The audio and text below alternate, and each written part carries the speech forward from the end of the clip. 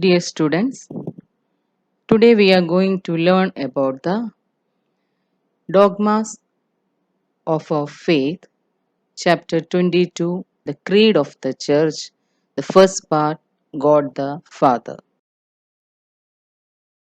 Here the picture shows Jesus Christ's baptism. Here we can see the Christ receiving his baptism, the Holy Spirit descending in the form of a dove, and God the Father bearing witness to his Son. This is my beloved Son.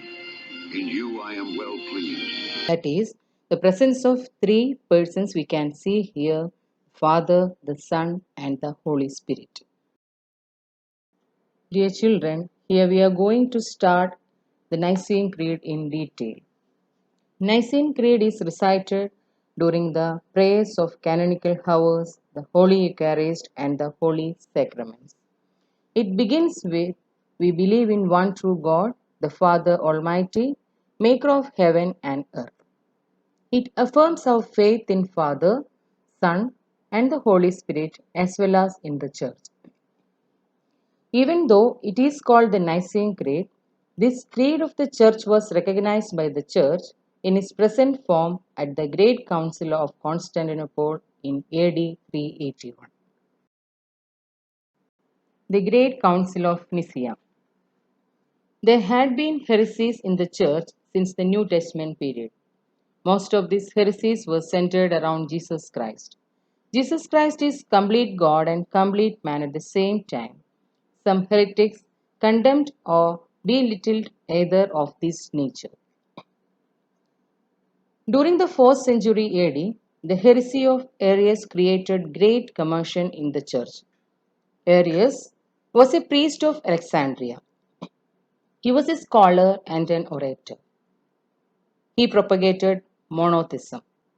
That is, Arius tried to interpret the concept of Father, the Son, and the Holy Spirit in the light of his monotheistic faith.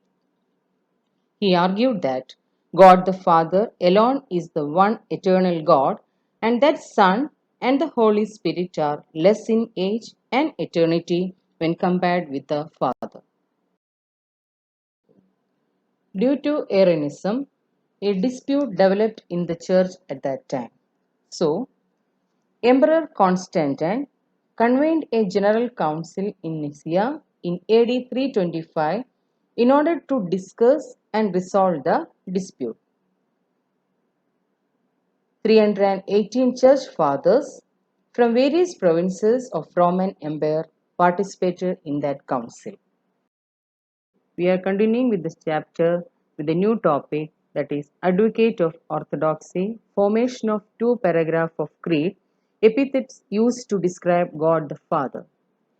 Deacon Athanasius, the secretary of Bishop Alexander of Alexandria, was the chief advocate of orthodoxy against Arianism. He argued that the Son is equal to God the Father in divinity, eternity, and substance, that is, essence. He took the initiative to include the word homoousios, which means of the same substance, in the creed of the Church. The first two paragraphs of the creed were drafted in the Council of Nicaea. It speaks about Father and the Son. The first para deals with the Son's divinity and equality with the Father. The second para deals with the Lord Jesus Christ. Next, the epithets used to describe God the Father. That is, what all descriptions had given to God the Father.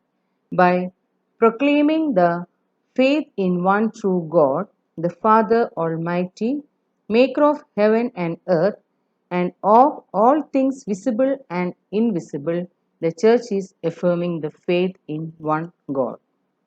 Father is the source of three persons in the Holy Trinity and basis of their unity. There are only three descriptions of God, the Father, given in the Creed. Father is called the Father Almighty, Maker, and one true God. These epithets exhort us to worship God, realizing His invisible and exalted state.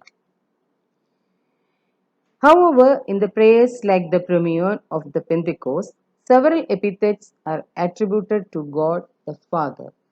Our faith in one true God, the Father Almighty, becomes meaningful only when we take care of and help other people.